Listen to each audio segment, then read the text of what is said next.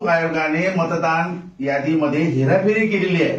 ती हेराफेरी आता राहुल गांधीने शोधून काढलेली आहे, सगळी कागदोपत्री, आणि ती कोर्टासमोर, सुप्रीम कोर्टासमोर हजर केलेली आहे बरं का। तर त्याचा आता लोकांना पटलं की राहुल गांधी राईट पाथवर आहे, म्हणजे डॉक्युमेंटरी पुरावा कोर्टासमोर दिला। आणि कोर्टाने पण सांगितलं निवडणूक आयुक्ताला, जो कोणी ज्ञानेश कुमार नावाचा माणूस आहे ते टाळाटाळ करीत आहेत।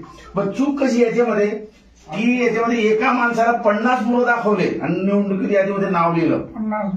आणि तो माणूस म्हणतो मला 50 मुलं नाही, 2च मुलं आहेत। एका घरामध्ये त्यांनी 60 लोक दाखवले, एकच झोपडी एवढी, पण ते पण खोटं आहे। बाकी ठिकाणी घराचा पत्ता 0 म्हणजे काय, राहतो पृथ्वीवर आणि पत्ता अवकाशात, वरती आकाशात। अशा प्रकारे सगळी हेराफेरी झालेली आहे। आणि म्हणून राहुल गांधींचं जे आंदोलन आहे अण्णासाहेब, ते खूप चांगलं आहे। तर आमची अशी अपेक्षा, लोक काय म्हणतात की अण्णांनी त्यावेळेला कसं काय समजा साथ दिली बुवा या लोकांना, RSS वाल्यांना, अरविंद केजरीवाल यांना, तर यावेळेला सुद्धा अण्णांनी साथ दिली पाहिजे। अण्णांचा मुख्य हेतू काय, लोकशाही वाचवणे। तर मग हा काँग्रेसवाला आहे का भाजपाला आहे का सेनेवाला आहे, हा आपण फरक करायचा नाही, बरोबर ना।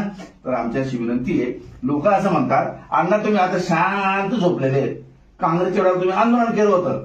माझं असं म्हणणं आहे, आमचे अण्णा आंदोलन करायला आधी तयार आहेत, फक्त त्यांची परिस्थिती खराब आहे, वय झाले। आणि अण्णांनी जर समजा त्यांच्या आयुष्यामध्ये 8 कायदे बनवले, मग देश